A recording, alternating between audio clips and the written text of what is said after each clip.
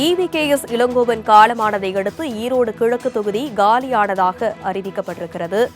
EVKS Elangovan உயிரிழந்ததை அடுத்து ஈரோடு கிழக்கு தொகுதி காலியானதாக அறிவிப்பு வெளியாகியிருக்கிறது. இது பற்றிய மேலும் விவரங்களை தர இணைகிறார் நமது செய்தியாளர் செலினா. வணக்கம் செலினா, இது பற்றிய மேலும் விவரம்.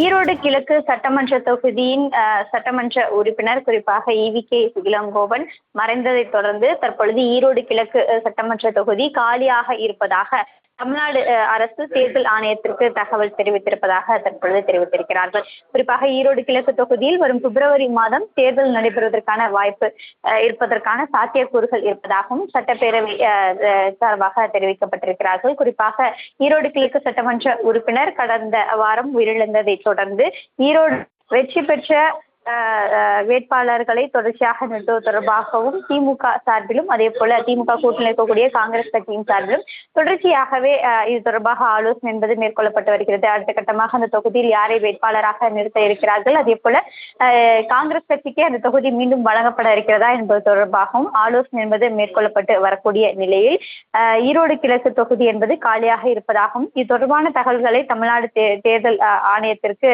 தமிழ்நாடு அரசு என்பது அறிவிப்பு என்பது வெளியிடப்பட்டிருக்கிறது. ஒரு சட்டப்பேரவை தொகுதி காலியாகும் பட்சத்தில் 6 மாதத்து காலத்திற்குள்ளாக அந்த தொகுதியில் இடைத்தேர்தல் என்பது நடத்த வேண்டும்.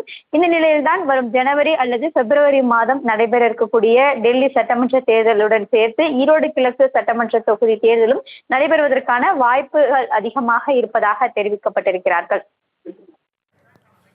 ஈரோடு கிழக்கு தொகுதி சட்டமன்ற உறுப்பினர் EVKS இளங்கோவன் உயிரிழந்ததை தொடர்ந்து அந்த தொகுதி காலியானதாக அறிவிக்கப்பட்டிருக்கிறது. மேலும் விவரங்களை தந்தமைக்கு நன்றி செலினா.